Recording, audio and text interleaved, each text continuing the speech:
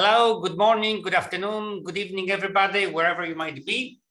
It is my great pleasure to introduce my friend and colleague ANDRZEJ SITARZ from Uniwersytet Jagielloński, or if you want, Jagiellonian University, the oldest university in Poland, 1364, if I remember correctly.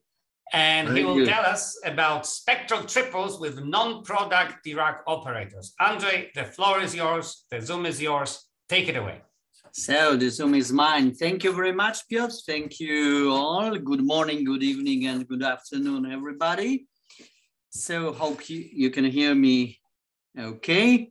So what I'll be trying to tell you today is a little bit more physics, or something like physically motivated constructions in non-commutative geometry, especially with the Dirac operators, with the spectral triples, applied to some physical situations and applied to some theoretical physics. And funnily enough, both in particle physics and in gravity. So where does it start from? And actually it starts from a simple question that's been haunting, many people. So what is the metric in non-commutative geometry? So if you have non-commutative spaces, what is the notion of metric? And well, we have Edwin here. So Edwin knows quite well there's this algebraic approach to metric. And just, Sean and Edwin, wrote a book about it, and metric and connections. And this approach is quite nice. So what you use basically is the differential calculus, say first order differential calculus. You can extend it to second order. And then you define the metric either as an element in some tensor product of differential forms, first order differential forms, or equivalently or additionally to have some non-degeneracy as a map, bimodal map from this tensor product into the algebra. So that's the algebraic approach. And this approach, can be used, to many things, defining connections and computing things. And as a second approach, and I'm very glad, Mark is here, because this is the approach with spectral triplets, where the metric is actually in the Dirac operator, and then the metric could give you actual distances on the space of states over the algebra. So this is something, there are two distinct approaches to what is the metric. Now, of course, the last talk that I've been giving in a seminar was actually about this algebraic approach. So the dream is, to have those two approaches somehow to converge, and to converge to whatever, I wouldn't say unique, but more or less unique answer, or similar at least answer. This is the hope that in the end, both things would converge. Classically, this is more or less equivalent. But of course, in non-commutative cases, this diverges, really, really strongly. So I will concentrate in this talk on this spectral triple approach, so on the notion of the metric encoded in the Dirac operator, and especially in the metric for the products of non-commutative spaces. Well, of course, this is typical thing. You have one space and you have a second space. You can make a classically, sets, using sets and using topology, you can make the Cartesian product. So algebraically, you can make it a tensor product, and this is algebraic approach. You can make it sister algebraic approach, anything you can do. And then, of course, in this algebraic approach for the metric and non-commutative spaces, this is easy. Well, more or less easy, because once you have the differential calculus for the first algebra, differential calculus for the second algebra, then you can create a first order differential calculus for the tensor product. And then, you just, use this procedure that's, somehow outlined here, what do you understand? A metric is a certain map or a certain element. And you just use this for this product, for this differential calculus over the product. So this is more or less, there are no doubts how to do it. There's, however, a tricky point for constructing a spectral triple over the product? Well, usually the prescription is something like that. So you have the algebra, I mean, spectral triple is the following data. You have an algebra, Hilbert space, and a Dirac operator.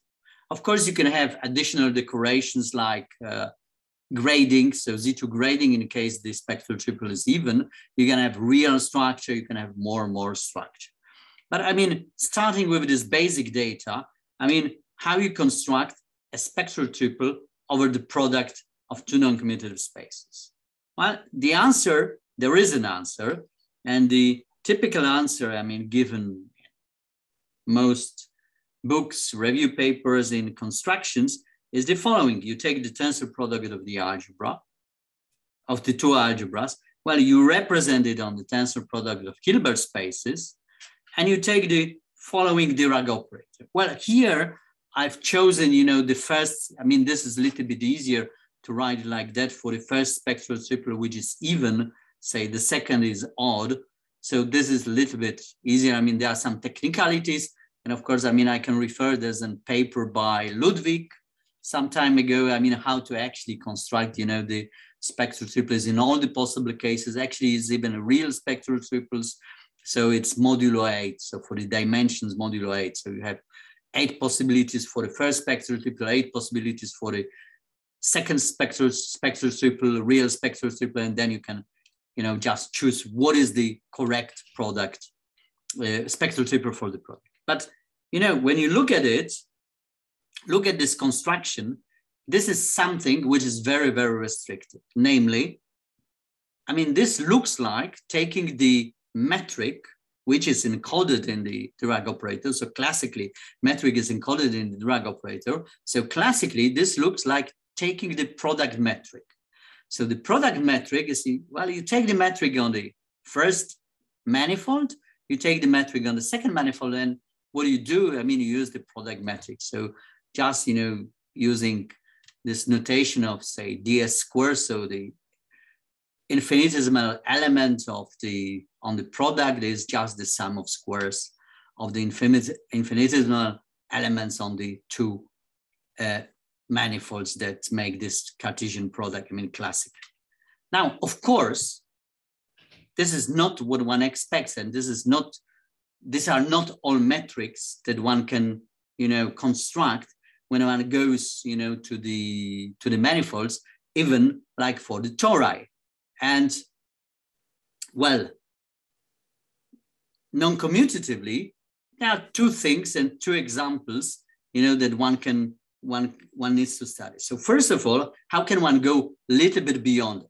And the first thing is, well, there's this procedure of making, you know, the Dirac operator to fluctuate. So create a family of Dirac operators, basically by making gauge transformations. So adding some bounded operators, bounded elements, bounded images of one forms in the Clifford algebra to the Dirac operator to have a family of Dirac operators that corresponds, you know, to the gauge transformed Dirac operators, more or less, or correspond to the connections on the Dirac operators. So this is one thing. And of course, I mean, even though, you know, this Dirac operator has the product metric, non-commutatively, when you make this transformation, that what you obtain for this fluctuated Dirac operator over the product, I mean, will not be of that form. So classically, I mean, this is more or less the same. I mean, this is not something like that, you know, even when you start with the product type Dirac operator over, say, torus over flat R4 or R2 space, then, you know, the gauge connections can necessarily depend on all coordinates. So they would not be of the type. So that would not be, you know, the product Dirac operator. But, well, this is not all that we have, because, I mean, this is changing the Dirac operator by a bounded part. So by a connection doesn't actually, you know, change classically, doesn't actually change the metric. I mean, the metric is not encoded in the connection, but the metric is encoded in this principal symbol of the Dirac operator. And this is, you know, This is classically the difference. Of course, non-commutatively, and this is one of the interesting questions. I mean, since the connection would not commute with the elements from the algebra, it influences the norm that you have on the space of states. And this will change the metric slightly. But this is not, this change of the metric that, have some classical counterpart. Now, can one go beyond that? So can one go beyond, this type of product Dirac operators in some other way? Yes. And the typical answer and the typical example that has been studied over recent couple of years is the family of Dirac operators that are conformally rescaled. Now, I mean, I know that there are, many approaches to that. And one approach is that, for instance, you rescale conformally the Dirac operator by an element from the algebra, which leads to twisted spectral triples and so on and so forth. But, I advocate usually the point of view that you can rescale the Dirac operator, so conformally change the Dirac operator. So like here, you change D to K dk, where K is a positive bounded element of the commutant of A. Why commutant of A? Well, very simply, if D has bounded commutators with the elements of the algebra, so this dense subset of the algebra that corresponds to, say, smooth functions or at least differentiable functions, then whenever you conformally rescale this operator by an element from the commutant of A, then automatically the commutators are bounded. So you map this one spectral triple that you started with to another spectral triple. You don't need to go to twisted spectral triples. This, has been explored a little bit by Ludwig Dąbrowski and myself.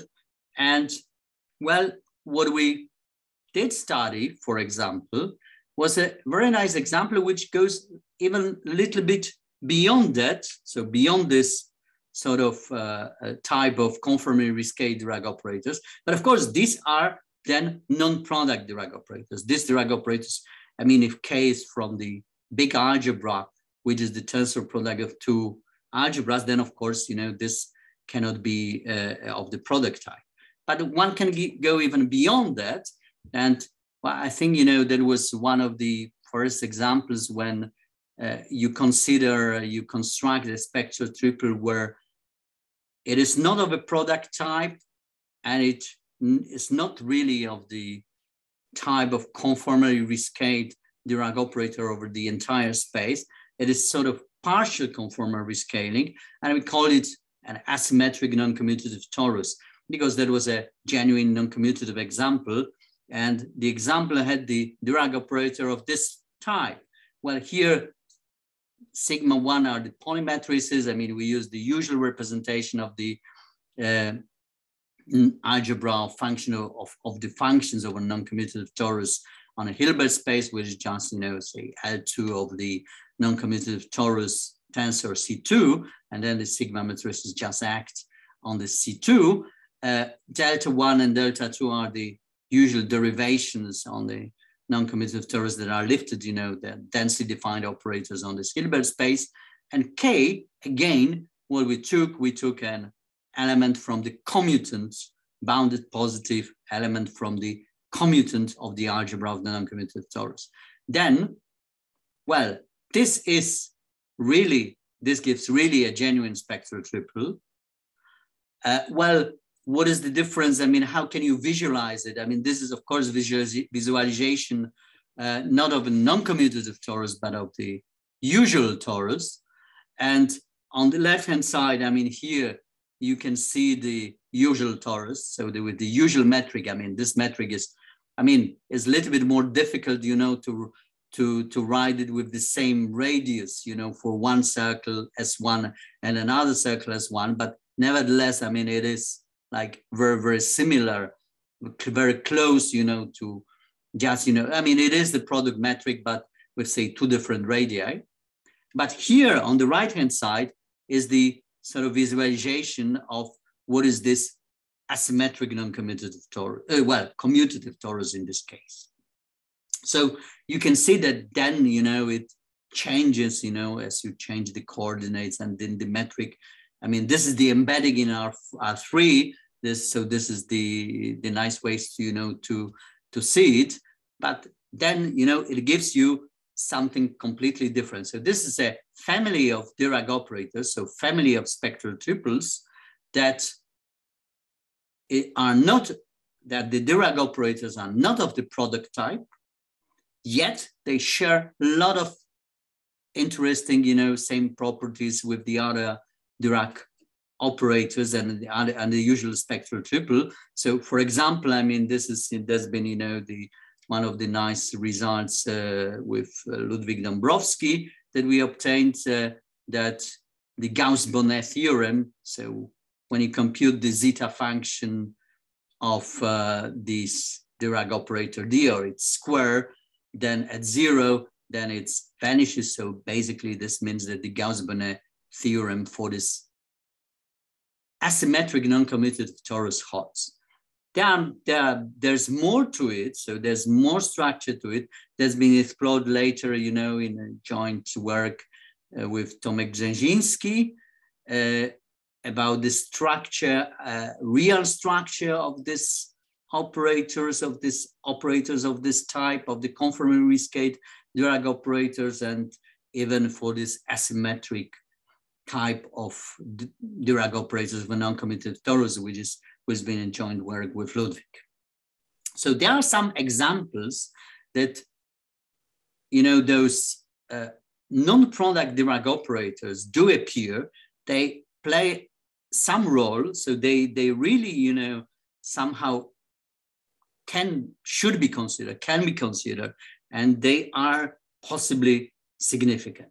Now, well, when we go back to the original applications, when you think about the applications, of the spectral tuple to particle physics to physics, to describe what we understand as the model of fundamental interactions, I mean, so there are two things, so to say, pillars or two segments of this. So first is particle physics, so this description of the standard model, and second is the gravity. So, and then I will talk about these two aspects. So I will start with reviewing everything, and then I'll focus on gravity, and then later on particle physics. Why is this of this interesting type? Because these models are of what is called almost commutative geometries. And by this almost commutative geometries, I mean that they are of this actually product type. This product type is like the old Kaluza-Klein theory. So when you had the manifold, 4-dimensional manifold Cartesian product with some sort of internal compactified space, which has been explored in many theories in physics like string theory and so on and so forth. Here, however, I mean, you have this internal, or so to say, compactified finite degrees of freedom to be really finite and described not by a manifold, not by functions over a manifold, but just by a finite dimensional algebra, which is a real algebra, but never mind. I mean, the algebra that has 3 components, complex numbers, quaternions, and 3x3 complex matrices. Then, well, whenever you consider, this sort of space, then this is almost commutative, but genuinely non-commutative space. Well, there's a question, how to construct the spectral tuple. So how to construct the Dirac operator. And the standard answer has been given always. Well, what do? You construct this product Dirac operator. So this Dirac operator that I wrote before. So basically you take the Dirac operator to be, so dm tensor identity plus gamma tensor df, where this df is this finite Dirac operator. So that's been, the standard answer. Then you make the fluctuations, and then the fluctuations will depend on everything, and then you get the gauge theories and Higgs field, and everything, gives you the standard model. Well, the question is, And this is, you know, something, you know, when you discuss with the colleagues in physics department, you know, specializing in particle physics, is this true physics? And then you have to answer, well, not really. Not really. You need to do a little bit more. You need to explain a little bit more to, you know, convince people that it really has something to do with physics. And the first and the main problem is that, you know, the construction is very nice, but when you count the degrees of freedom that you have, so you have spinors over the four-dimensional manifolds, and you tensor it with the Hilbert space, which is the representation of this algebra, on which you represent this algebra. And then when you count the all possible degrees of freedom, then you actually see that you, well, more than double it. I mean, you actually quadruple it. It simply means that in addition to every particle and antiparticle, you would have four other absolutely identical. So this would, you know, create some problems in, you know, computing things in physics. So you need to explain, you know, what to do, you know, to get rid of this problem. You need to explain how to come back to the original, you know, number of degrees of freedom in physics. Well, the question is, of course, it is possible. Well, it might not be very, very elegant, you know, the solution. Generally, the solution is you construct it. You say, well, this is the Hilbert space, but the real physical Hilbert space, the real physical degrees of freedom are, say, subspace or basically a quotient of that. So you do some sort of restriction procedure afterwards. First, you construct the model, and then you say, okay, you know, only half of that or 1/4 of these degrees of freedom are physical, and we, you know, just, you know, focus our attention on that. The rest we forget. Of course, you know, this is absolutely allowed. You know, in physics, there are many tricks like that. But, well, I mean, it is somehow, you know, from the point of view of the construction, not entirely, you know, elegant. So physicists usually would claim, well, very nice, but, you know, this is, you know, part that you add a little bit by hand. So I will, just outline, you know, a couple of more problems. You know, the sort of significant problem is that usually one starts with the Euclidean formulation. And Andrzej? Yes? Hi. Maybe you could just add that the restricted or reduced Hilbert space of this almost commutative. So product geometry actually is not a product itself. So oh, yeah. An example of this stuff you would like to speak about. Yeah, I was going to say that well, something in the end, because I mean, if this is not a product itself, then the question is why start from the product? So but that was, you know, to come as a sort of conclusion. Well, maybe not conclusion, but something as a motivation. Thank you, Ludwig. Now, some more problems. I mean, I would just outline them. So first, you know, what usually when you talk to physicists, they would complain about is that, well, the standard model is Lorentzian. So we live in Lorentzian signature, and while Euclidean formulation is nice and used, you know, to quantize things and to write some things, then usually, I mean, it's done like that, you know, that the basic thing is Lorentzian, then you pass to the Euclidean formulation to compute things, then you come back, not start from the Euclidean. So maybe, you know, the idea would be to do everything from the scratch Lorentzian and compute Lorentzian spectral action. I will mention something about it that's not entirely impossible. And there's been some progress over, so say, recent year. Now, there's another thing. I want to ask a question. Yes, please. When you are presenting these ideas, you talk about particles, right? Certain particles. Yes. Get organized into the standard model, right? What, from this point of view, I mean, we have this slightly non-commutative space, we have a Dirac operator. From the point of view of mathematics, exactly what is a particle? Well, what is a particle? So particle would be, in this language, an element of this Hilbert space. So theoretically, I mean, particle, I mean, in the classical picture of the particle, this is not quantum. So this is beyond, you know, quantum field theory. This is the classical field theory. So particle is a section of a spinor bundle.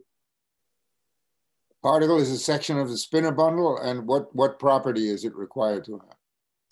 Is it an eigenvalue of the Laplacian, something like that? I mean, what is it? No. I mean, basically, I mean, okay, so when you say a fundamental particle like an electron, I mean, you have the spinor bundle, and then you can say, well, electron is, so something which would be the mixture of electron right and left and anti-electron right and left would be a section of a bundle. So this spinor bundle has, so to say, locally over a point has dimension 4, so for electron, and then, you know, you just choose the base, and the base is chosen sets that certain properties of this, so behavior under the charge conjugation and chirality, you know, holds. So this is something like that. But no, I mean, it's not that you know, it's eigenvalues of something. No. The electron, for example, is a certain section of the spinor bundle. Yeah. Okay. So this is like an, well, I mean, it is a singular electron, and then, you know, this sort of wave function. So this section tells you roughly, you know, about its distribution in space and the momentum. Good. Okay. Okay. So, but what are the, so to say, more problems that are slightly more worrying, you know, for the construction of this standard model with the product Dirac operator? And this is, you know, the possibility of the SU3 symmetry breaking. I mean, that's been, you know, it's been shown, demonstrated over, well, recent couple of years by many people that in this model, unless you demand some extra symmetry, something extra, then it is possible to have something which are called lepton quarks that would break the SU3 symmetry, so which is not observed in physics. So then again, I mean, you need to explain it. There's a way to explain it by demanding some extra symmetry, but, you know, again, you need to make it. Then there's a thing, you know, that some predictions do not agree with experiments, for instance, the value of the Higgs mass. I will come to that in the end later on. And well, this might not be worrying. I mean, that gravity, I mean, is absolutely unmodified. You take gravity as it is, and gravity is just, you know, the Einstein-Hilbert action, well, cosmological terms, Einstein-Hilbert action, and there might be some quadratic terms in the next, you know, order expansion of the spectral action. Well, this might be perfectly all right, but, you know, whenever people are looking, you know, for some things that are considered beyond the standard model, or, you know, the extension of the standard model, or even now, you know, looking at, say, what we know about the universe, and we know that the universe has a lot of dark energy and dark matter. Dark energy, well, that could be this cosmological constant, but dark matter, we have no idea what it is. So there's always, you know, the quest, you know, how can you explain things within the model or within some extensions of the model, and that includes gravity. So why gravity is important, just, you know, to say the focus is, well, dark matter and dark energy and some cosmological observation. And this is one of the biggest puzzles, which is what I wrote, because, I mean, for the dark matter, we have some sort of candidates, but in this model, there's, you know, in the usual standard model of particle physics, I mean, there's very, very little, you know, you might consider some neutrinos, massive neutrinos, but there would be probably not enough, you know, to have this dark matter explained. So there are different approaches. One is, you know, to look for some extra particles. And then if you look for some extra particles that basically do not interact with the usual matter, have only gravitational interaction. I have a question about this. Yes. Please. Okay, well, thank you, Andre. when we talk about dark matter and dark energy, as I understand it, and of course, I don't claim to be any kind of expert on any of this. As I understand it, certain equations did not balance. The equations were not equal on both sides. And therefore, as a hypothesis, it was proposed that there's something called dark matter and dark energy, which then makes the equations balance. Is that correct? Yeah, more or less, this is correct. So basically the argument for the dark energy is that the universe, the expansion of the universe, observe the expansion of the universe, and you need something, something that something proper, some sort of proper for this expansion. This is dark energy. As for the dark matter, the more or less the thing is that we don't understand some radiation, some rotation curves for galaxies. It simply means that the matter that we observe is not enough to explain it. So yes, again, exactly. This is something we don't see, but we need to balance it for the observations, assuming of course, that gravity works exactly as we know it here. Because experimentally, we check gravity only, we check gravity only in, so to say, direct experiments. We check gravity in the solar system. We have some indirect tests from distant stars, rotating pulsars, and so on and so forth. But on the larger scales, on the larger like galaxy scales, we don't really test gravity. So we can only infer something from the indirect observation, like the rotation curves of galaxies, so the velocities of stars. And this tells us that, assuming that gravity works exactly as we suspect, then it simply means that there should be more matter. And we have no idea what this extra matter is, and this is this dark matter. But there is, and this is one interesting point, an alternative. And the alternative, there's been people, looking at for many, many years, starting exactly basically from the origin of general relativity is the modification of general relativity. So some possibility for modifications of general relativity, and there are plenty of them. And some of them could be used within some limits with some extra things as the possible explanations of this phenomena without assuming dark matter, for instance. So there is, this is an entire world, how to possibly explain what we see without assuming an extra non-interacting particle. So this is, so then the gravity and the structure of gravity is actually quite important. Okay. Sorry Andrzej, if I may, a very quick naive question. Yes. Is it true that the relationship between the dark matter and the dark energy is still E equals mc squared? Well, the relation between the matter, mass, and energy is equal mc squared. But dark energy is something, basically that would be like a cosmological constant, some sort of, and this would be like putting a meaning to a cosmological constant, some sort of energy density that accelerates the universe. But of course, when you ask what is the physical meaning, what is this type of energy? Well, this is an open question. As for the dark matter, this is supposed to be rather matter, so really massive particles. Mm-hmm. And these massive particles, there are many hypotheses around it. And of course, these massive particles would be just like the usual matter. The only thing, they would not interact with the usual matter, because the usual matter usually interacts, by electromagnetic interactions. So electromagnetic was strong and electro weak, but mostly, what we see in the universe is the formation of stars, of atoms and everything I mean, this is electromagnetic interaction. So the only interaction would be by mass. So that would be massive particles. But of course, you know, for everything, this E equals mc squared for massive particles would hold. Yeah. Okay, thank you.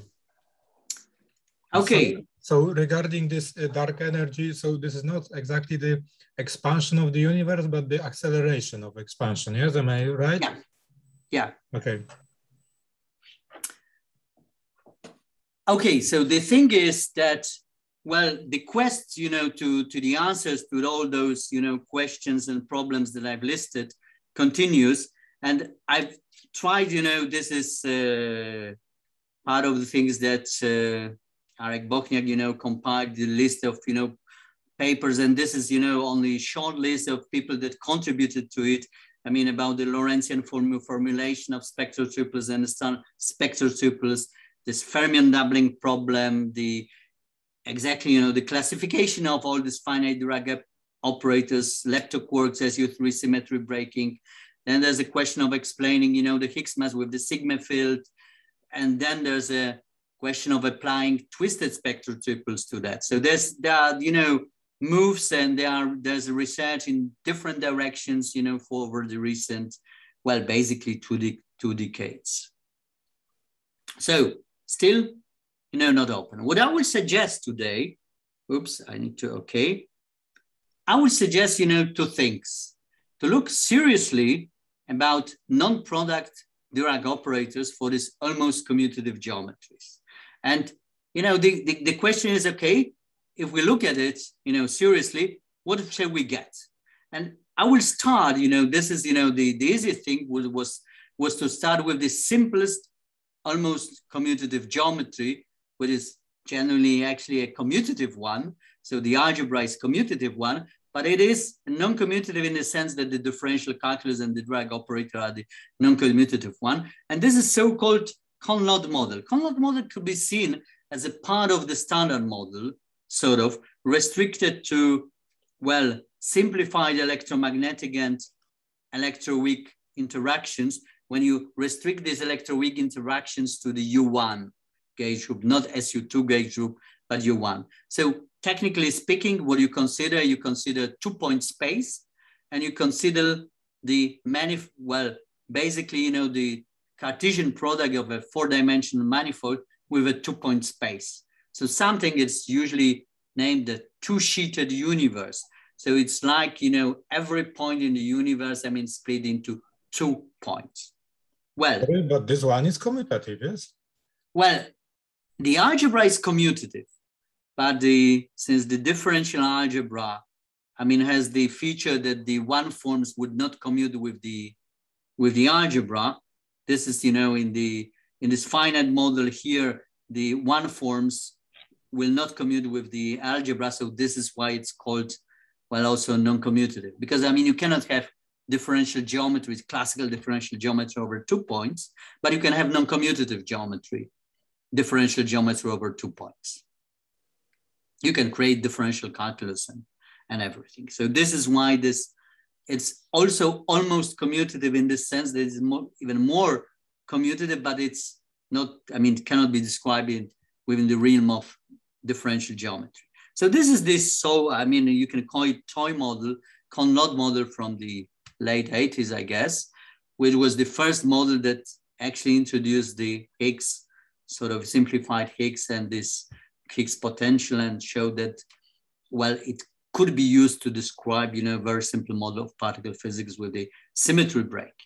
So, but assuming... so in other words, this is not constructed via Dirac operator, yes? Oh, it will be constructed via Dirac operator, yes. I will, this will be the next slide, yes. Yeah, what will be the Dirac operator, yeah. So what I would propose is a simple Dirac operator, a family of Dirac operators, and just study, you know, what happens. So what do we get? So the question is, what would we get as physics? So wait, I have a question. Yes. Alain Kahn used his model, as I understand it, to predict the mass of the Higgs particle, right? Well, the extended model, the model with the full algebra, yes. I think this model, I don't remember whether there were predictions in this. Oh, yes, there was. Oh, no, he did Yeah. make a prediction.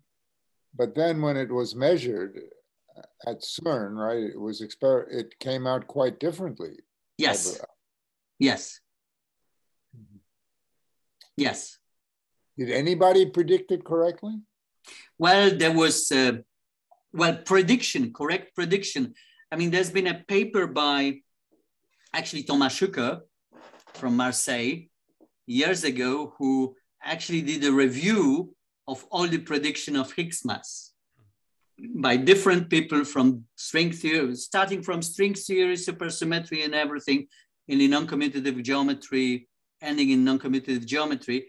And I think, you know, the predictions were, I think, ranging from, well, 0 to almost infinity. But I don't think anybody got it right. And in the non-commutative geometry, there was no correct prediction. There was a post-diction by introducing this sigma extra field in the Dirac operator and all that. You can make a post-diction. And that's been papered by Ali Shamsuddin and Alan Kohn. But earlier, I mean, there was some... The post-diction is correct, is what was experimented? The post-diction is more or less correct, yes. Well, I don't remember what are the, so to say, I mean, of course, you know, any prediction, I mean, is within a certain range, because, I mean, this post-diction or prediction uses the, renormalization, the renormalization group. And this is usually done with the, so to say, up to the first order corrections, so one loop corrections, and for the quantum field theory. And so this, you know, have some sort of, well, uncertainty in this prediction. So within these limits, I think it was okay. A post-diction. Well, post-diction simply means that it was a computation of the Higgs mass after it was measured. Yes, so yes.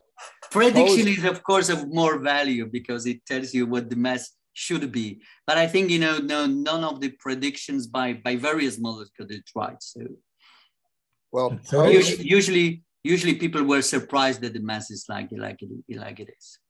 Post-diction is very important in physics, in any science. Yes. In mathematics, people I absolutely agree.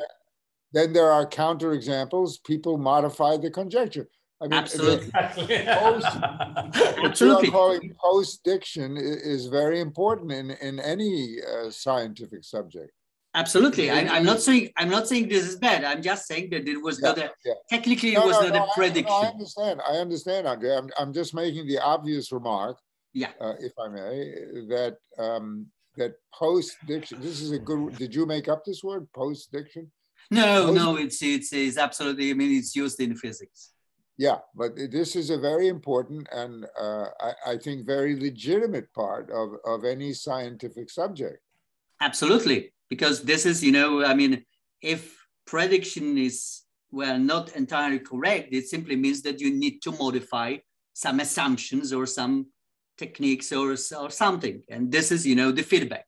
And then the post-diction tells you, okay, this is right. Right. Yeah. Exactly. Yes. Yeah, right. I absolutely agree. Okay. Sorry, may I have still a question? One question, please. So was this post-diction something like fine-tuning, or whether it, or maybe it was rigid? I think it was. I mean, okay. I refer to the original paper. I mean, and it is more or less fine-tuning because you had one extra thing and then you had one extra parameter, so that makes it, yeah. It's not that rigid that, you know, it's only that. It just makes it possible that the mass is like that. Okay, and maybe just one final remark. As far as I remember, I was listening to some talk by Alan Kohn, and he explained that this field sigma was already there before this prediction, but they ignore it. Yes. So this is something in between prediction and post-diction. Yes. Okay, so let me... In between diction. In between diction. Yes. Yes. Let me make two quick comments. So one, I just found the term post-diction on Wikipedia, so I sent a link to everybody in the chat. I saw it, yes. And please correct me if I'm wrong. I think this sniper shooting down of non-commutative geometry prediction was done at Fermilab, not at CERN. Oh. I think, you know, the Higgs mass was from CERN, so... Okay. I mean, okay, you know, I would probably need, but you know, Higgs was basically, you know, discovered at CERN, and that's... No, but maybe it was like that the Fermilab excluded the mass of Higgs. Yeah. Okay, so in turn, the Higgs was discovered, but was discovered, yes, exactly. but then the mass was estimated, and yes, but before some ranges were already excluded. Exactly. So yes, and I think it was excluded by Fermilab. Yeah. If it's possible. Mm-hmm. Yeah. Yes, okay. So anyway, so mentioning Thomas Schucker, I mean, promised, I think, in public that he would quit doing non-commutative geometry if the Higgs mass comes wrong, the prediction by Alan, and then since the prediction was wrong, he's quit doing non-commutative geometry. So this is, you know, one should be very careful about making promises. Anyway, so what I'm going to tell is basically... He kept his word? He quit he kept his word, yes. Oh, all right. So it's based on a joint work with Arek Bochniak. Sorry? If Baum-Kahn conjecture turns out to have some counterexamples, I will not quit. Okay, very good, very good. Good, so this is based on several papers and, you know, work which is already in progress in preparation with Arek Bochniak. And this is the Dirac operator that we propose for the simple toy model of Conlott. Well, the Dirac operator, I mean, this is, you know, I mean, it's two-sheeted universe. So basically what we take as a Hilbert space, we take, say, L2 of S square summable section of the spinor bundle. You assume that the manifold is a well, maybe I should write it with this. So you assume that this is L2 of S square summable section of the spinor bundle over the manifold. You assume that the manifold is spin, and you just tensor it with C2. So you take two copies and you represent the algebra, I mean, just, you know, usually, I mean, diagonally, I mean, functions on, say, manifolds and the first point function, the manifold and second point. So this is like taking two copies of functions of the manifold. And the Dirac operator is of this following form. You have D1, which is the Dirac operator on the first part of the, so on the first manifold.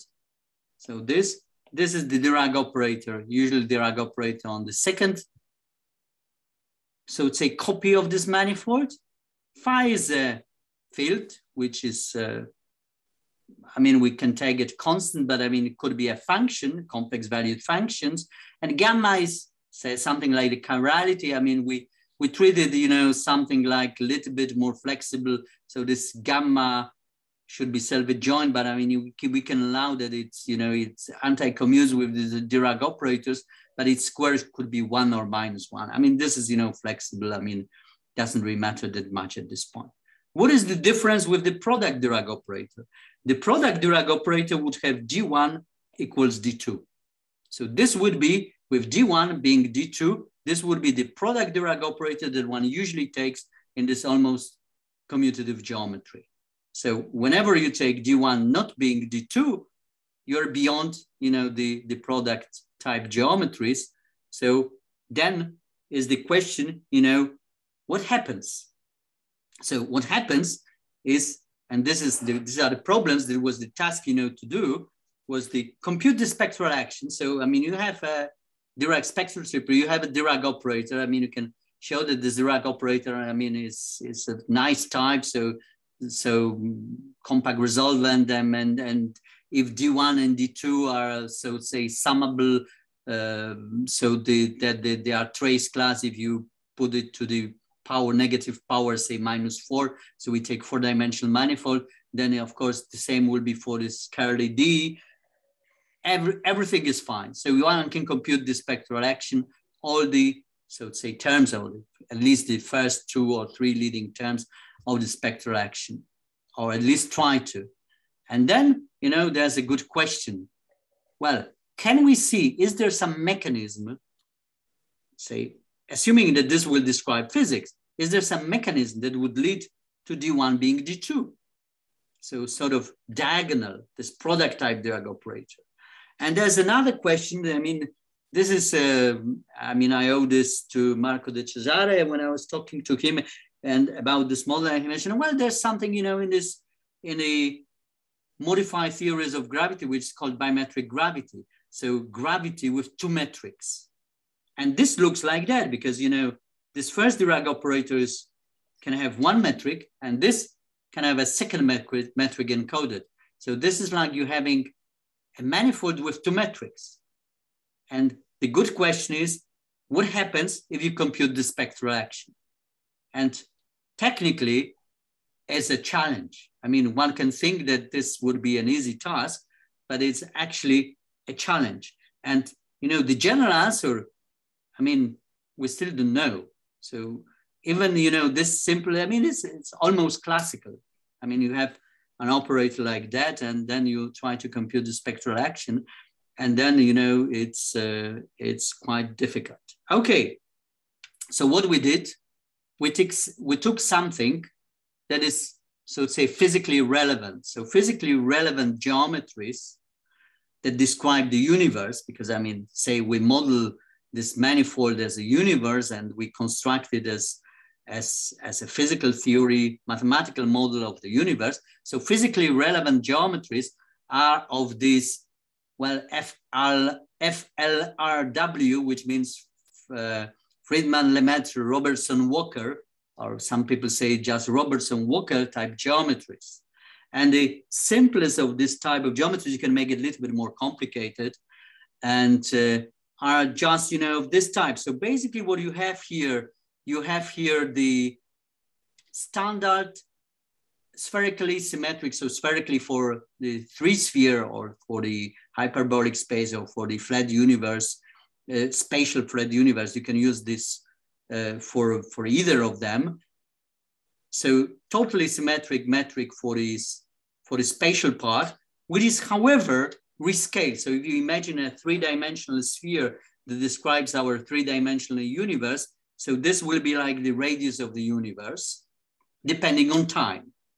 T is the parameter of time, and this, well, B of T, I mean, you need to add it, is a lapse function. I mean, you can rescale, I mean, in one universe, you can rescale it always, because I mean, you just write B of T dt as D of something, right?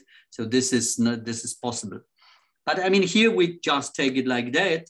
This is lapse function. This is something like the rate A of T is the radius of the universe, time depending. And this describes the evolution of the universe. And all cosmology basically is of this FLRW type. Here we take it, of course, you know, Euclidean to get later on the equations of motions. We shall make the big rotation and we shall get the correct equations of motions for the universe. But nevertheless, I mean, it makes sense. I mean, such metric makes sense, Euclidean. You can imagine that as, for instance, dt being the circle, so compactified time, and t the parameter or angle on the circle. And this is a perfectly well-defined metric on something which is a circle cross 3-dimensional sphere, with the sphere, you know, the radius of the sphere depends on this, on the angle or on the point in the circle. So this is technically, it's absolutely, you know, allowed Euclidean FLRW type geometry. And then we take the Dirac operator, the standard, absolutely standard Dirac operator for this metric. We rescale it. I mean, we need to, you know, pass to the unitary equivalent Hilbert space. So by unitary equivalence, to pass to the Hilbert space which has, you know, a simpler metric. I mean, this is technical point.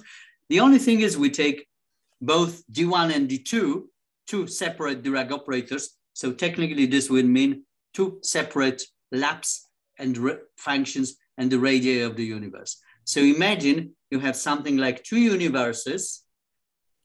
Well, both are described by this FLRW type geometries. Sorry, Andrzej, if you don't mind, could you please remind me what you mean by FLRW type geometry? I might have missed it. Friedman, Lemaitre, Robertson, Walker. So this is, you know, first letters of the four people that actually invented it, you know, described it for the very first time and then applied to cosmology. This is the standard cosmological description of the universe is in this type of geometry. You can, of course, make fine tuning, make something depending also on the radius locally and so on and so forth. But roughly speaking, you know, the universe is in the first, so say, approximation described by that. The expansion of the universe is described by that. So what do we take? This geometry is a solution of Einstein equations, right? Yeah. Yeah, okay. Yeah. Okay, thanks. So what do we, the only thing, what do we take? Well, we take this Dirac operators that come from these geometries to be different. So we take different laps. So B1 and B2 and A1 and A2, different laps and different radii of the universe. There's one interesting thing, you know, that how can one imagine it? I mean, this is a sort of a parallel with something that people consider in the string or in brane theory. So in string theory or in brane theory, one considers, you know, branes, so something like higher dimensional manifolds embedded in a, so to say, ambient space, which could be, you know, 11 or 26 dimensional. And then imagine, you know, so then one can consider, for instance, two 4-dimensional branes, so something like 4-dimensional, these are not really strings, but branes embedded there. And imagine those two branes that, you know, have metrics and have some interaction between them. So this is something, you know, that is quite similar to this picture. You have something like two universes and an interaction between them. And the interaction between them comes from this phi. And I will explain. So this is the setup. Then we can compute the spectral action, and we compute the spectral action just usually because this is like a classical problem. So we take the Wojcicki residue of this Dirac operator -4. This will be the first term of the spectral action. So this is the asymptotic expansion. Could be asymptotic expansion of the heat trace, but just using Wojcicki residue is technically better. Then there's the second term, which is the Wojcicki residue of the D-2, which usually describes this Einstein-Hilbert gravity action term. And then, okay, I mean, we just computed technically, this is like using the symbols of the pseudo-differential operators. These are differential operators, then we invert them, I mean, using the parametrics, and we get the pseudo-differential operators, and we just, you know, make the computations of the integral. And basically what do we find? We find density. And what is the answer? The answer is quite surprising. Well, maybe, you know, some parts are not surprising. So first of all, well, the answer depends on this field phi. So it simply means that whenever it vanishes, you get nothing new. You get just two separate universes which don't interact with each other, which is just, you know, natural because, you know, the Dirac operator, I mean, if this is 0, there's no interaction term. But whenever this phi is different from 0, and the good example is, you know, imagine a Higgs field. Higgs field has this vacuum expectation value. So this phi square for the Higgs field, if you take it as a Higgs field, and this is the model for the Higgs field, is not 0. So actually we can take it even constant. I mean, just constant vacuum expectation value of the Higgs field. And then, you know, what do we get as terms? There are, you know, 3 major terms. So first is just, you know, the volume term for the first part, for the first universe, and for the second universe, which is, however, I mean, the constant here, so this cosmological constant is modified by this field. That's one. result. So far, I mean, nothing, new. I mean, still, these things are separate. Then you get the Einstein-Hilbert terms, again, separate for one universe and for the other. So then there's still no interaction. But then you get a huge term, well, huge, I mean, not huge, but rather complicated term, which is the interaction term between the metrics. This is just, it doesn't depend on the derivatives of the metrics. It just depends on the metrics. It just depends on these parameters B1, B2. So these functions of time B1, B2, A1, A2. And this is just a pure, you can tell it potential, which depends on the metrics. Potential, which depends on the metrics in a highly complicated form.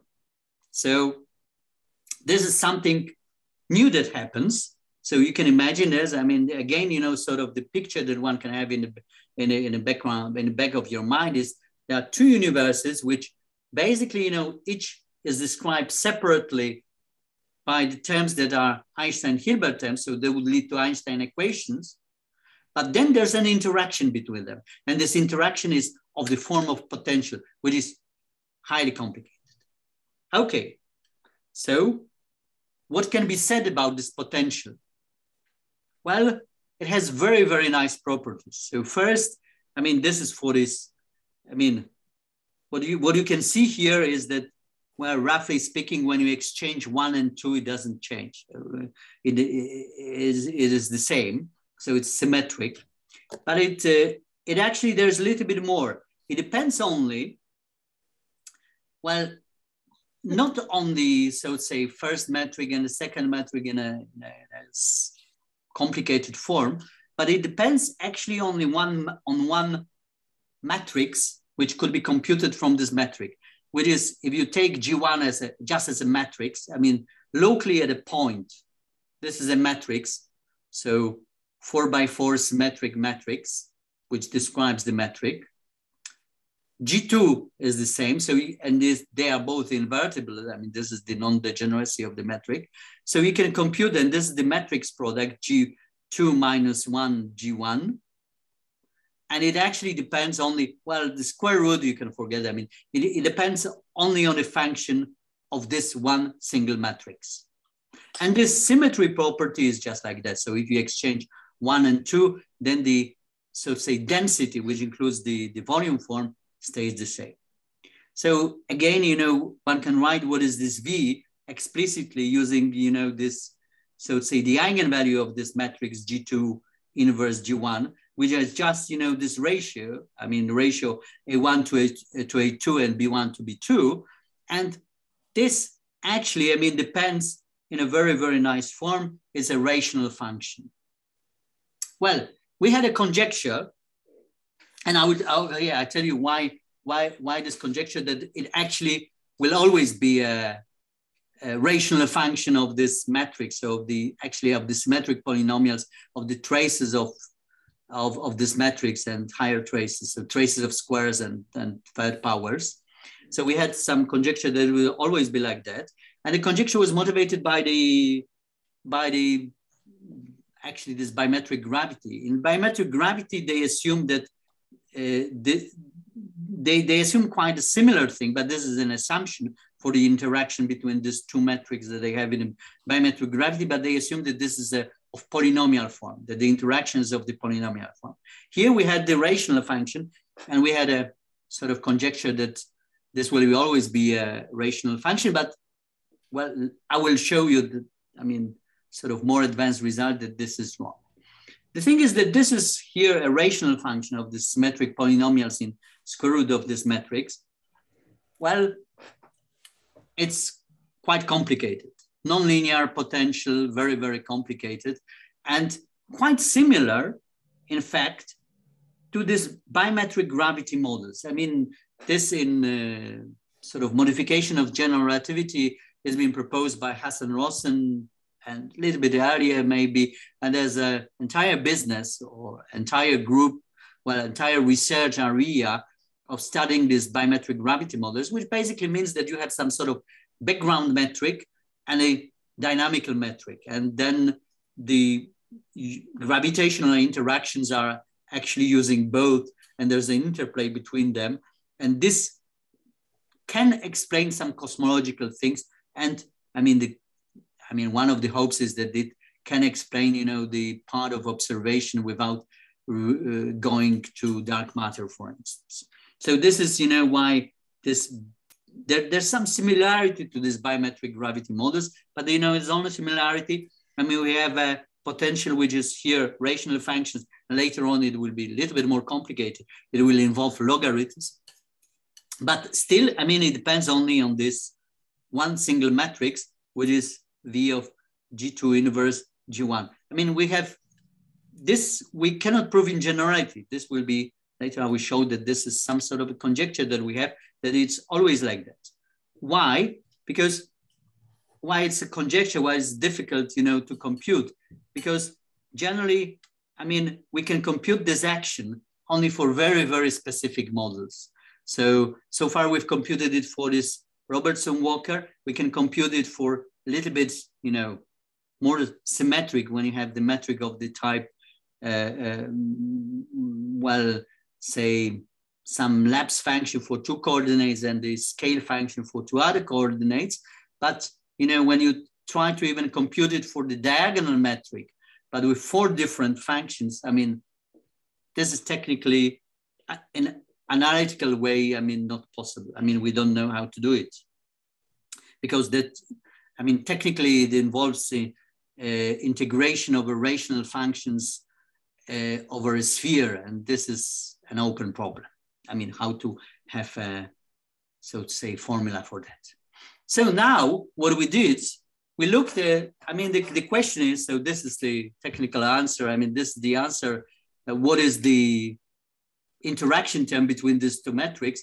Now, let's try to make cosmology with that. So cosmology, trying to make cosmology, one does one little trick, rotate time by I, so making it, making from the Euclidean Lorentzian signature. Well, changing some parameters, this doesn't really matter.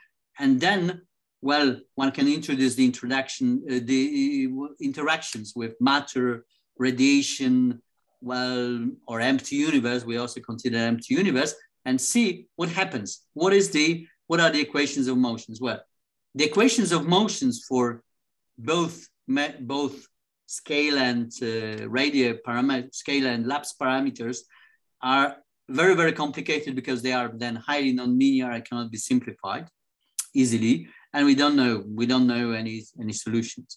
So we try to say something about the stability of cosmological models, and this is, you know, the bonus is that if you study stability of the cosmological models, then it's only, you know, sufficient to study some small perturbations. So what do we choose? We choose the following thing. We choose this lapse function to be for the first and for the second universe to be of the type 1 plus B of t, where B of t is assumed to be, you know, small. Actually, I mean, that would be like here. So B of t would be something like epsilon s of t. So this is, you know, a small perturbation. And the same thing we assume about this radii of the 2 universe. Actually, what we do, we assume that this is plus r of t, epsilon r of t, and this is minus epsilon r of t, and this is sufficient. This actually comes from the equations of motions, and one can do it like that. And then we look for solutions. So we assume the standard solution of the Robertson-Walker geometry, Robertson-Walker cosmology for this Einstein equation for the empty universe, for the presence of matter, for the presence of radiation, and of course, I mean, it could be mixed. And then what we see, we try to look whether the solutions are stable. Stability simply means whether we can have the solutions such that this deviation from the standard solution, well, goes to 0 with time.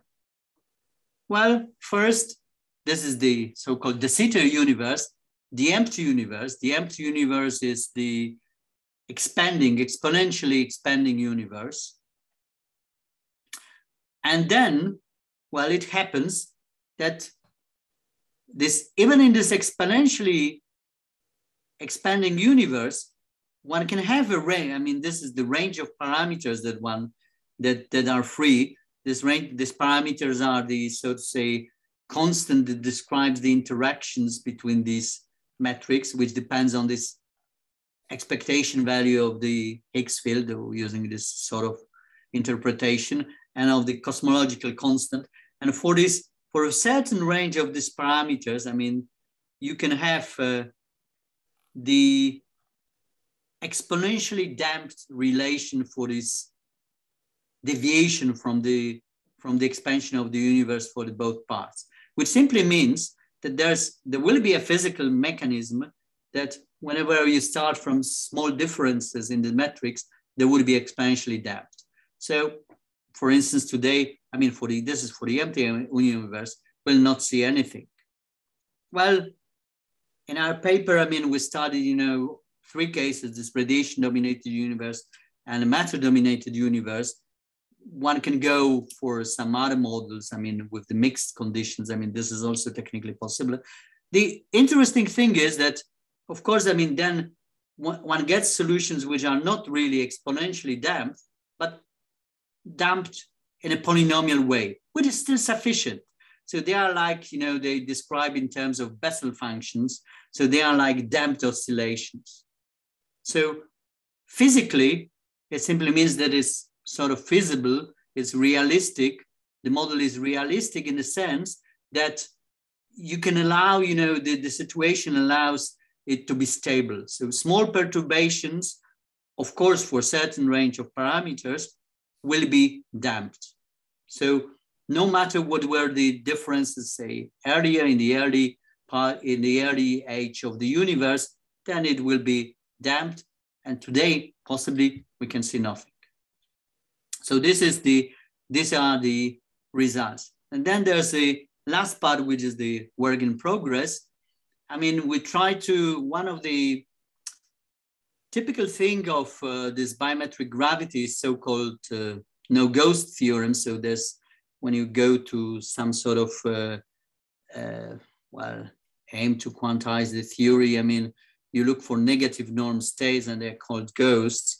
And there's some theorem for certain parameters in this biometric gravity, you can just avoid this ghost, which is a nice result. But to make contact with that, when we need to expand the potential for the small perturbations around the flat metric. So this is what we doing that. And this is, the result, so for this Dirac operator, which is just, the expansion of the Dirac operator, of the flat Dirac operator around the perturbed metric, slightly perturbed metric, you get the interaction term between those metrics expressed in terms of traces of the differences and the products with the sums and so on and so forth. So then, fitting these parameters, which is still work in progress, we can see whether this model would fit into this no-ghost theorem of biometric gravity, which is, the question asked by many people doing that part. So I will just, flash the result that, our initial conjecture was about that the rational function was wrong, because if you have this type of metric, which we also studied, this is one possibility of diagonal metric for this type of geometries. Well, when one gets the logarithm term, where this again, this is again expressed in this matrix. So this is again, seen here, and we have a conjecture. So I think, this is written here that this is always the case.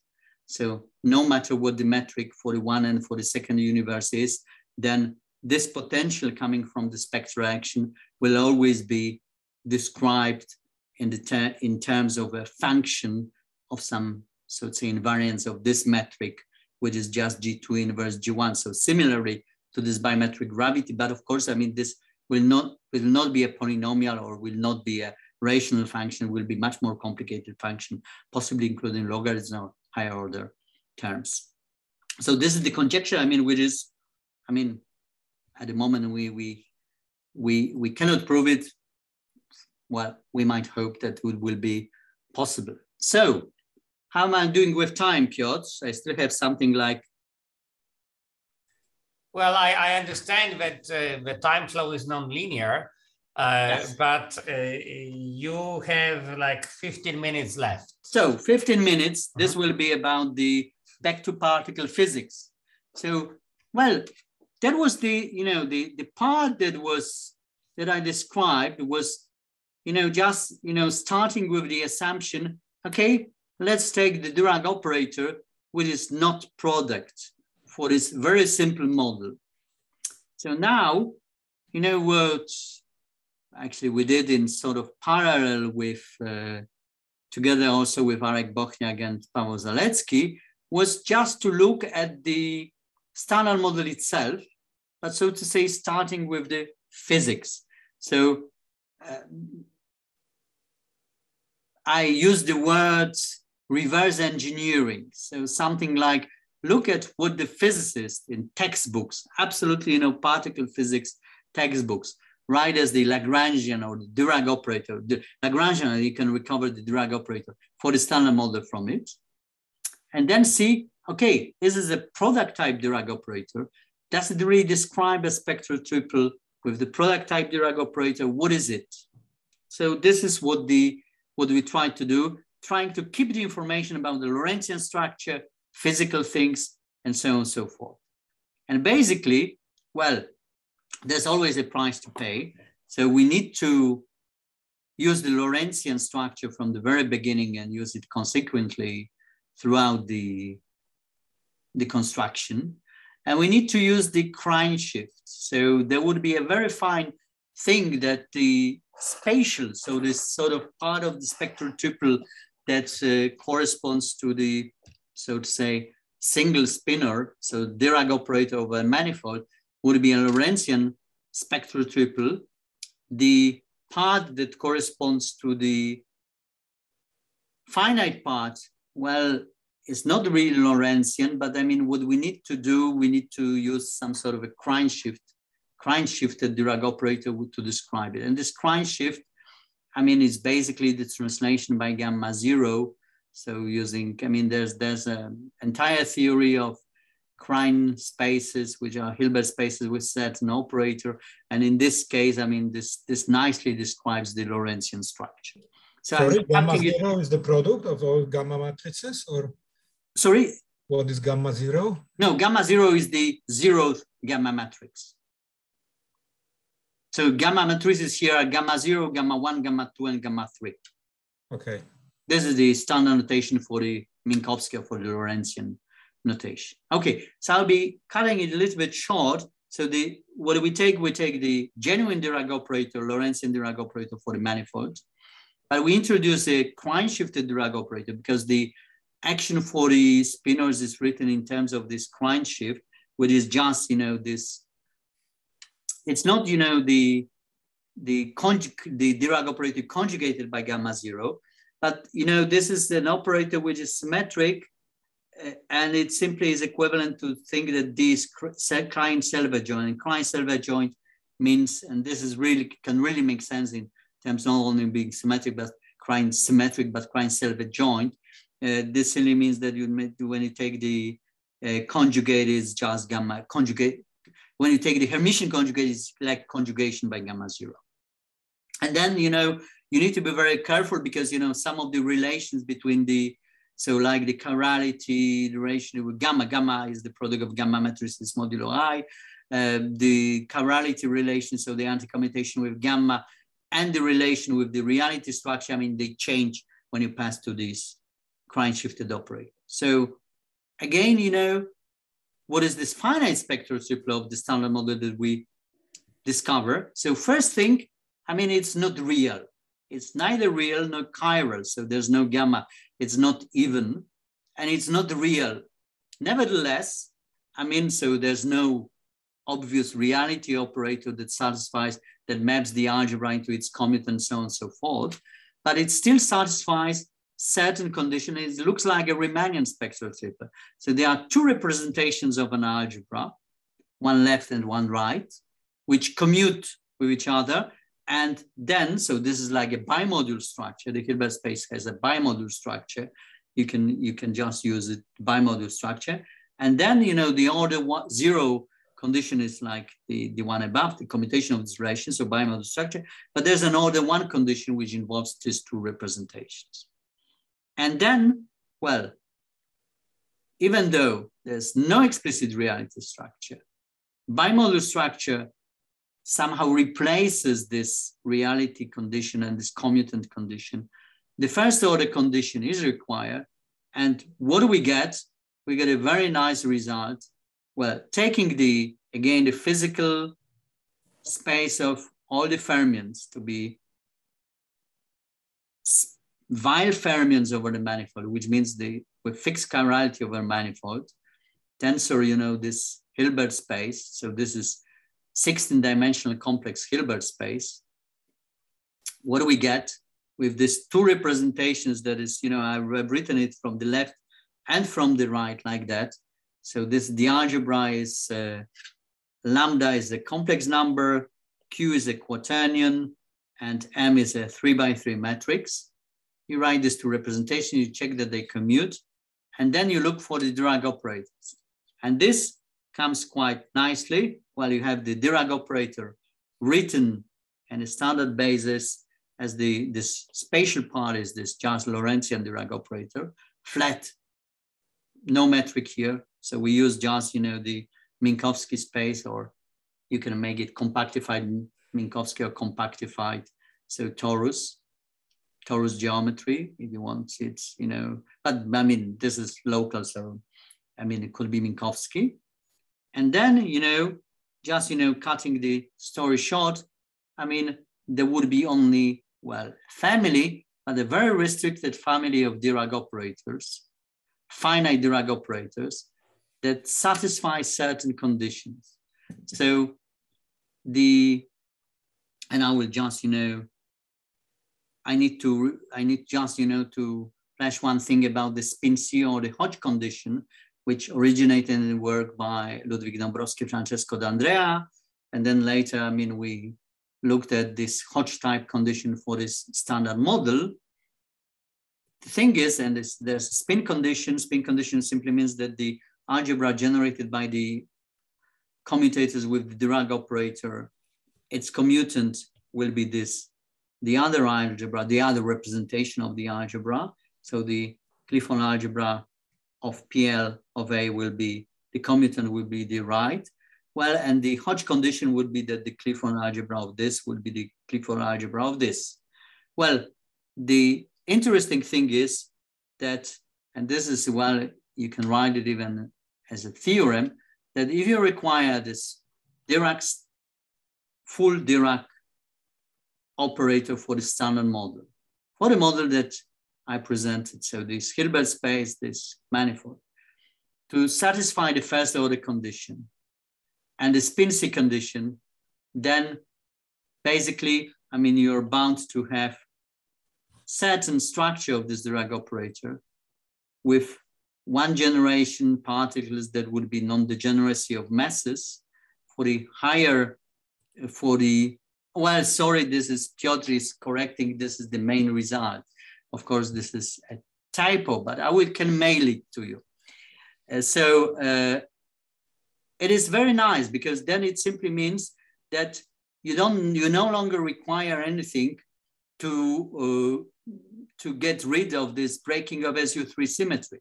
So then the SU3 symmetry is automatically preserved. So there's no breaking of SU3, no breaking of color symmetry. And then the Dirac operator satisfies not the Hodge condition, which is a little bit, you know, strange for that, but the usual spin C condition, like for the manifold. So then one really has this thing. And there are more. So there's no fermion doubling. Just, you know, the particles are as they are.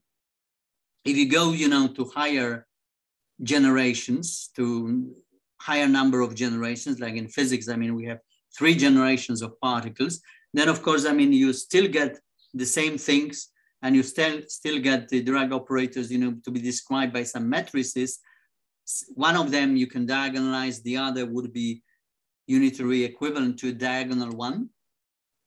And those mixing matrices, so-called PMNS or CKM, so Pontecorvo, Makina, Kagawa, Sakata, or Kabibo, Kobayashi, Mascava matrix, I mean, are just mixing of different generations, say, of neutrinos and of quarks.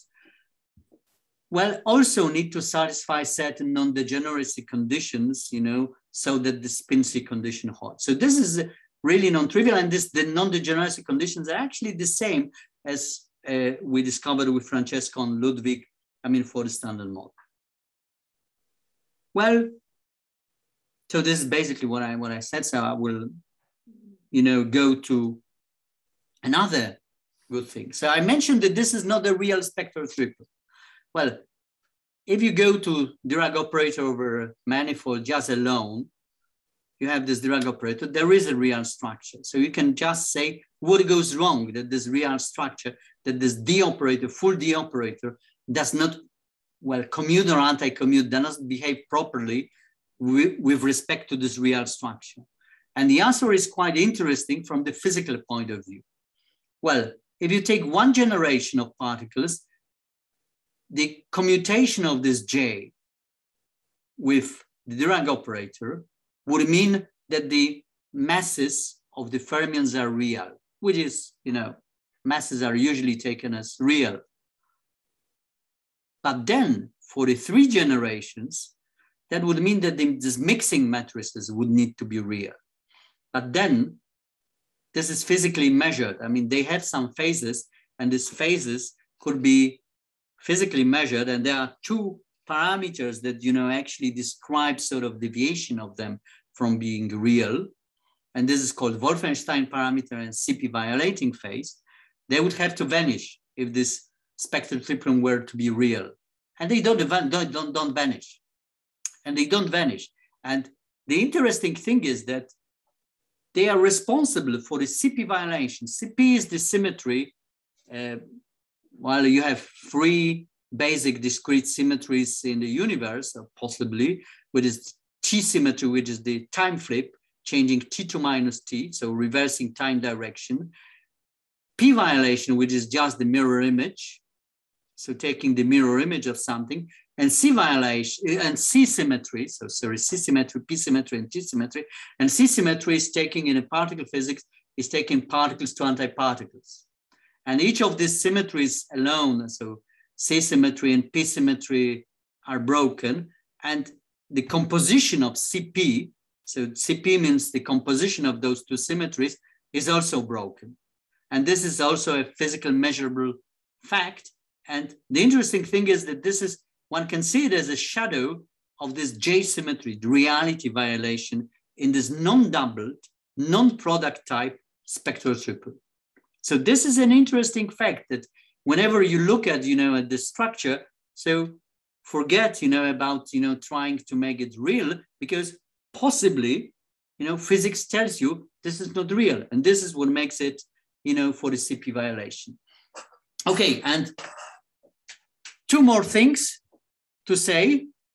Well, one thing is that there's a relation between this so to say, product type spectral triple and a twisted spectral triple because of this Krein shift. So actually, when you take so I use the Krein shifted Dirac operator and the theorem, I mean, and the result is for the Krein shifted Dirac operator. When you go to the original Dirac operator, Lorentzian Dirac operator, I mean, it gives you not a spectral triple, but it gives you a twisted spectral triple. So this is just a remark. And the other remark is that you can make gauge transformation, compute the spectral action. This is the technical point. You need to do the fluctuated Dirac operator and Wick rotate it. So I will just, you know, will not bore you with the thing, you know, technical details. It is very tricky because, you know, this geometry is not chiral and it doesn't satisfy one thing. So usually when you have this product geometry, there's a nice thing that when you add those, so to say, spatial part and finite part. So remember that it was like D tensor identity plus gamma tensor D, so df, ds. And then when you make it square, this would give you the squares, basically the squares of each of them. Here it's not like that. There would be mixed terms. So this is not equal. So this makes it slightly different. And then, well, when you make this Wick rotation and compute the spectral action, and I will just tell you what is the result, you get more or less the usual spectral action of the standard model, but you get one extra thing. And this one extra thing is also potentially interesting from the physical point of view. And this is the so-called, well, this is the topological term. So this is like the instanton number. But this is usually, I mean, in the particle physics, I mean, it's done for the SU3 theory, for the strong interaction. But here, this is for the electroweak interaction. So these are called, you know, electroweak theta terms. So electroweak theta terms, and these electroweak theta terms can potentially be significant, especially when modeling the early age of the universe, when this might play a role in this sort of non-trivial vacua of this, well, these are mixed U1 and SU2 interaction. And for this non-abelian part, I mean, in the unbroken phase, that could be significant. So what is the good side of this non-product geometry? For the standard model, no fermion doubling, not at all, no SU3 breaking, spin-C condition, order 1 condition. There's a link between the lack of reality, lack of real structure, so to say, and CP violation, so the link between the, you know, mathematical structure and physics. This Morita condition of spin geometry holds, and potentially quite interesting terms for the interactions. And well, still there are some problems, so still Higgs mass needs to be better explained. And what we really need, we need the Lorentzian spectral action, but there might be hope that it would be possible. I mean, not going through Wick rotation, but using, you know, the recent progress of computing the gravitational spectral action for the, so to say, a real Lorentzian, you know, Laplace operator. And, you know, these electroweak terms, which could be significant. So the last page, there are quite interesting features of non-product geometries. And this is, you know, like looking back. So not only, you know, something imposing that and trying, you know, to look at, you know, some models, non-commutative tori or something, but, you know, looking at physics and trying to look reverse engineering, getting, you know, the feedback from physics. So there are some interesting features. Well, it could help understand gravity in the standard model, and it could help understand the Lorentzian Dirac operator. And well, the challenge is to compute this explicit interaction between the metrics, and at least showing this conjecture. I mean, this is what we still working on. And, you know, look at the non-product metrics, because those non-product metrics might be the, you know, thing that one actually needs, you know, to describe the word. So thank you very much. Thank you for your attention. I think, you know, this is the word. Thank you. Thank you. Okay, let me pull out an appropriate icon. Here it is. And let's go ahead with further questions. Anybody fancies any question? Go ahead. I see, you know, the question by Tomek, yeah, you know, goes before Halloween. You know, there's still 1 week or a little bit more till Halloween. So I think, you know, Piotr probably promised to talk about ghosts for Halloween. Will there be? Oh, I think our next talk is about Levi-Civita from Spectral Triples. Okay. Tomek, did you want to ask a question? I mean, Tomek Maszczyk. Ludwig Dąbrowski. Ah, Ludwig, sorry. Ludwig, go ahead. Just fire at will. Will. No, well, thanks, Andrzej. Nice talk. I don't know about this biometric gravity. Do you think it's really sounded? I mean, is there any experimental reason to use it except well, I would not name all possible deviations or modifications of gravity because they are, I wouldn't say hundreds, but there are many.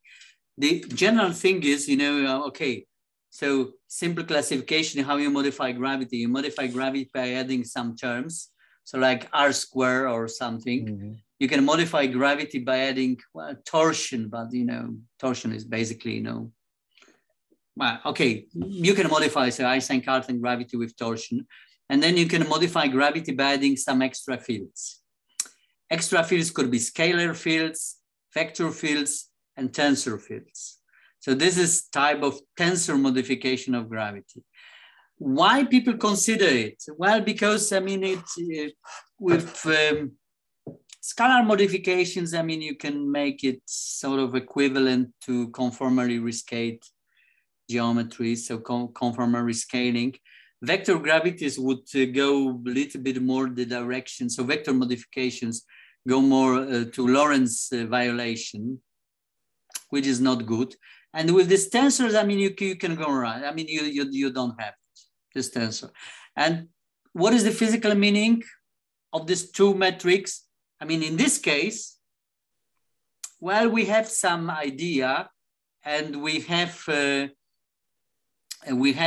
some sort of intuition, and this is what we are currently working on, to put some intuition. What people do in this biometric gravity, well, this is like, trying to explain possible forces, extra forces on say, stars, without, trying to revert to extra particles, extra mass.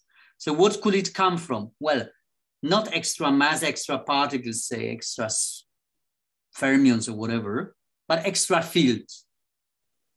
Mm-hmm. And if this field is non-zero, and this field could be non-zero through some interactions with the usual gravity, then it is like, it is another way of trying, to explain, some sort of extra gravity that one has, but without, so say, particles, but rather with some tensor fields like gravity itself.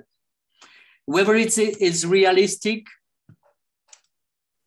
well, future will show. Some people say it's not. Some people, invest a lot of time and efforts in it. I think, one needs to investigate. One has to be open. But sorry, what do you mean by fields not corresponding to particles? Every field would be. Yeah, after you quantize it, yes. So, okay, you can say that, of course, the gravitational fields would also correspond to gravitons, a particle, right? But it's a different type of particle than, say, quarks and leptons. Okay, I see. Thank you. So this is, so the question is, if somebody considers, this dark matter as some sort of stable particles, which are, say, like fermions or Higgs field or something like that, then of course, one needs to explain its place in the structure of the model.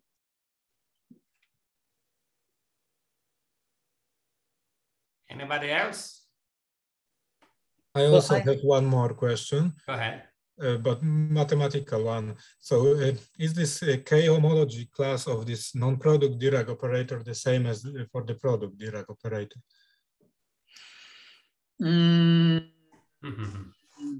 Generally. Yes, but maybe it would put some restriction on this psi, I don't know. So generally, for instance, of course, I think this is a good. I would say that I have no idea. I suspect yes. Of course, for the 2-point geometry or something like that, this would not really make much sense because if you're making a tensor product with 2 points, then it's not. It will not change anything. But for instance, if you make this. Non-commutative torus and asymmetric non-commutative torus, I think maybe Ludwig remembers I mean, we didn't write about it, but certainly we had some. Did we know that the K-homology class is the same? Ludwig? I think we suspect yes, but we don't. I don't know whether we have the proof. I have no idea. I don't know. I mean, generally, I would suspect yes, but I'm not sure. So I was curious because if the answer turns out to be no, then maybe it would force this field psi, some constraint on this field psi, and maybe for this constraint sites something would simplify. I don't know. I think, you know, classically, I think, you know, the answer would be yes, but this is certainly a classical answer, because I mean the K-homology class basically would not depend on the metric, right? And the only thing that changes, I mean, in fact, I mean, one can say that the only thing that changes is the metric. So classical answer for the manifold, which is a product of manifolds, would be no. So no change. But non-commutatively, so for instance, for the products of non-commutative tori, I suspect that it would be the same. Yeah, that there's no change. Okay, thank you. Anybody else? Edwin, yes, go ahead, Edwin. Yeah, Edwin, please. You said that you were looking at a toy model, which was something like a simplified electroweak model. Yeah. Now, the coupling constants in these two bits of the model are vastly different. Now, it may well be the answer to what I'm about to ask is you have to look at the fluctuations, but I mean, is there any asymmetry which is forced on a product model just by having vastly different coupling constants? No, I don't think so.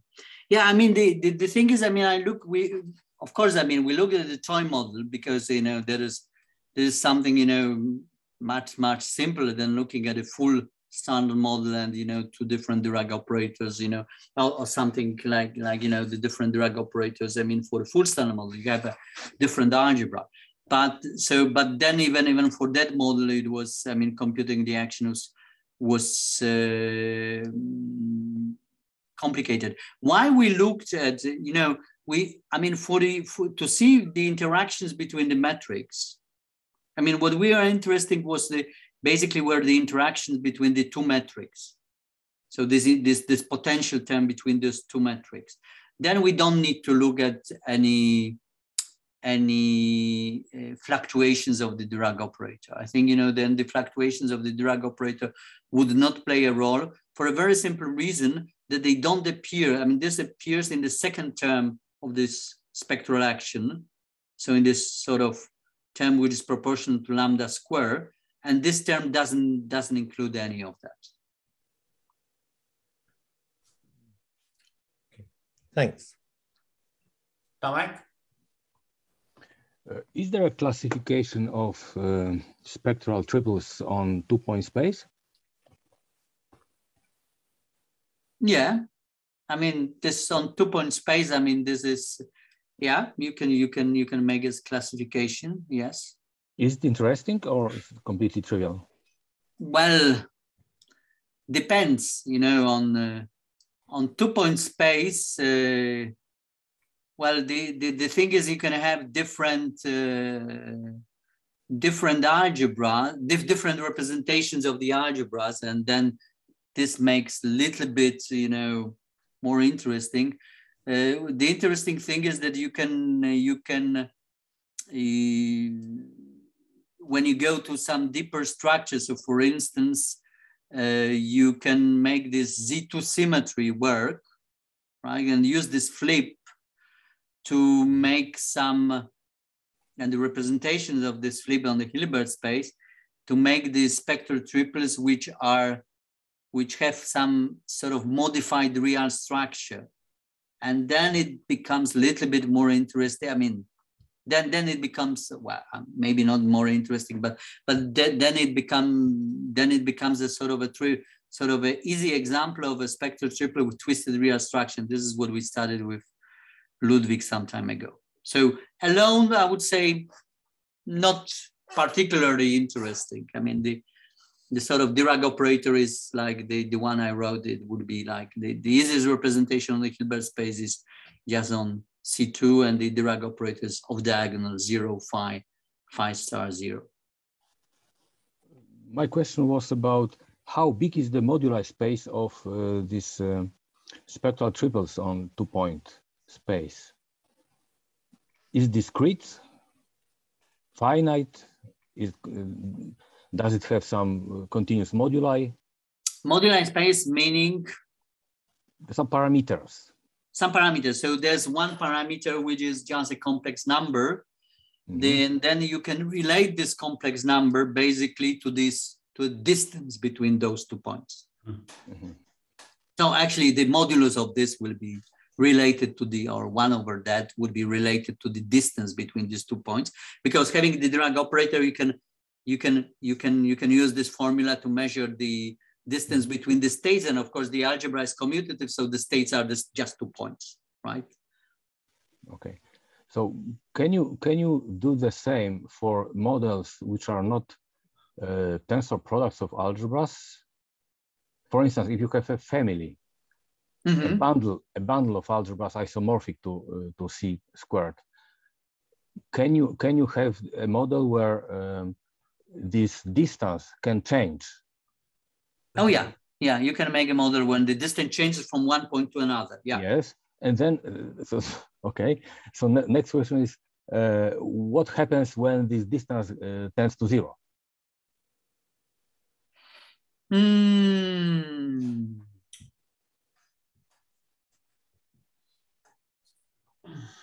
Or is 0 at one point? Yeah. In one point, or maybe along some curve, along some manifold.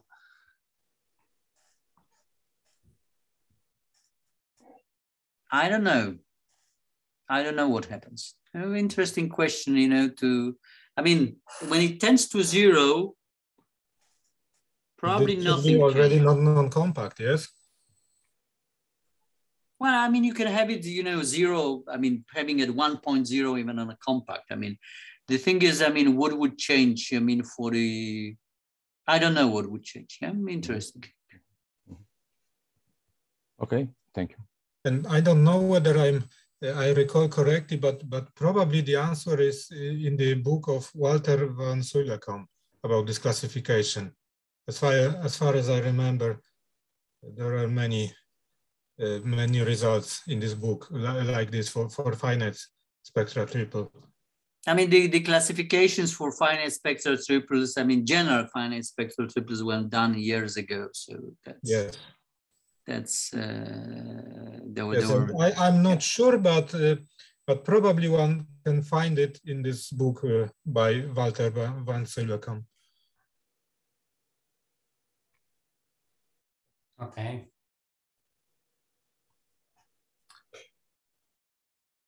Anybody else?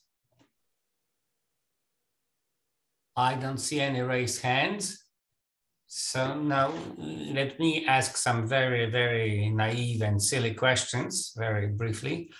So for starters, I must admit I'm confused between the relationship, say, between these biometric models and non-product.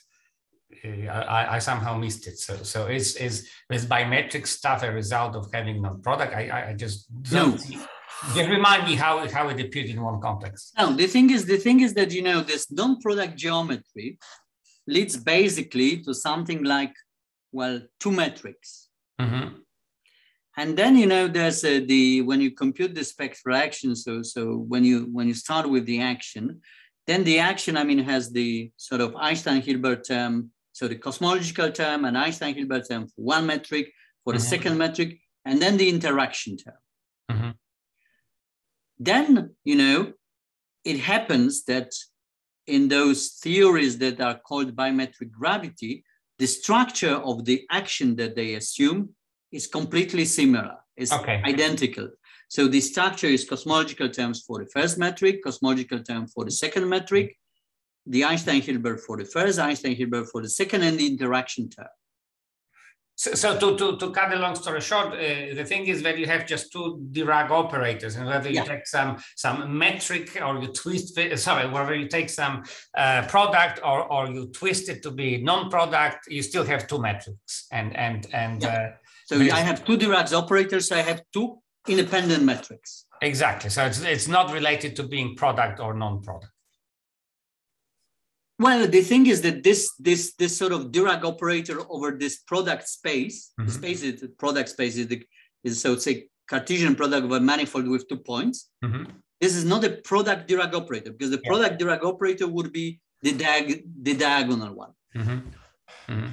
It's like, you know, with two circles. I mean, when you take the product Dirac operator, it means one circle is, you know, sort of constant along the other circle. And could you flash at me one more time this mail result? Okay, good. The mail results.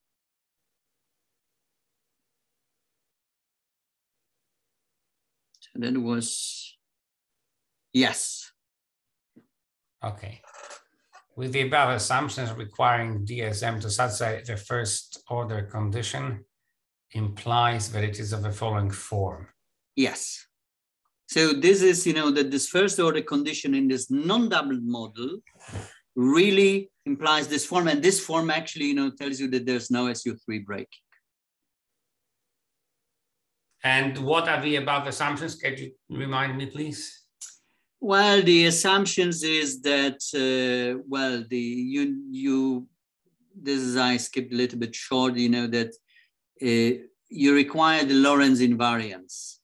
So this is additional part, you know, for this Dirac operator that you require invariance of the full Dirac operator with respect to the Lorentz transformations implemented on the Hilbert space. So it's a symmetry condition. Yeah, symmetry condition, physical symmetry condition, unbreaking the Lorentz symmetries. That this is usually assumed, you know, anyway. So that's sort of minimal.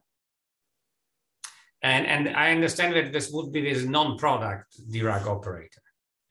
Yeah, I mean, this is not a product Dirac operator, yeah. Okay, good.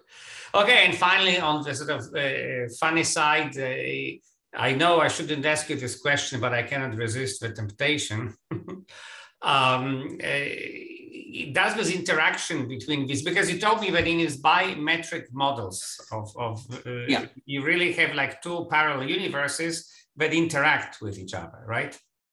So I was wondering whether this interaction allows for hopping from one universe to another. Imagine I live in one universe, but the inflation is too high, and say, no, I want to hop to another universe where the inflation is much lower.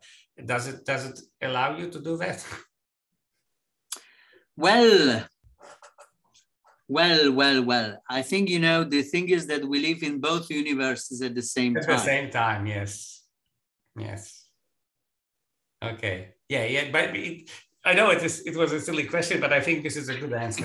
Yeah. Really at both at the same time. Okay. I know. A little explanation to you know, to some people, you know, that the inflation is very high. Yes.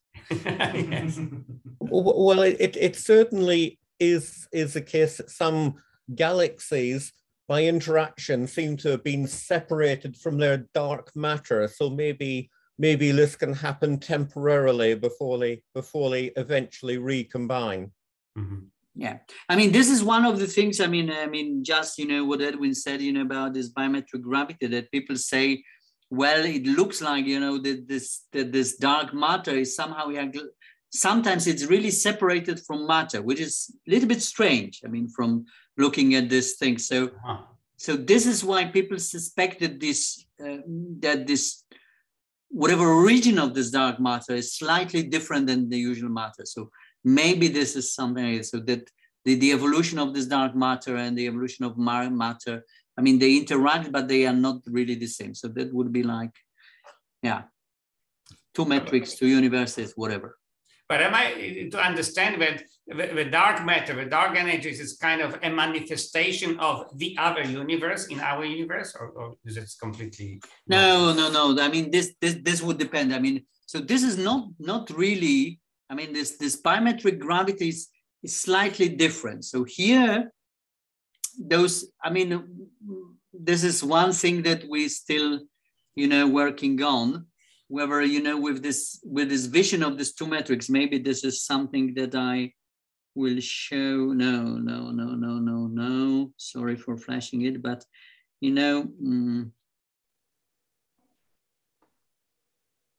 yeah, when you look at this sort of expansion, I mean, there are these differences. So the question is that maybe this biometric gravity is more related to, that this metrics in biometric gravity would be like these differences. So what matters, might be play the role of this extra metric or something is this difference between those two metrics. So something like, yeah, I mean, this is the question of interpretation of the relation between this model and the actual biometric gravity. Mm-hmm. And this would influence the interpretation, what plays the role of this dark matter. I mean, is quite delicate because they use the language of a background metric mm-hmm. and sort of this other metric. Here we have no background. We have two metrics that are something like on the same level.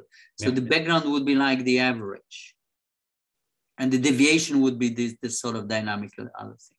So this is quite delicate, and this is why we're doing this expansion. I mean, currently to the order 4 to have more insight and to compare it with these physical models. Okay, I think it's a good time to thank Andrzej again. Thank you very much, and wind it up. So I stop recording. Thank you, guys.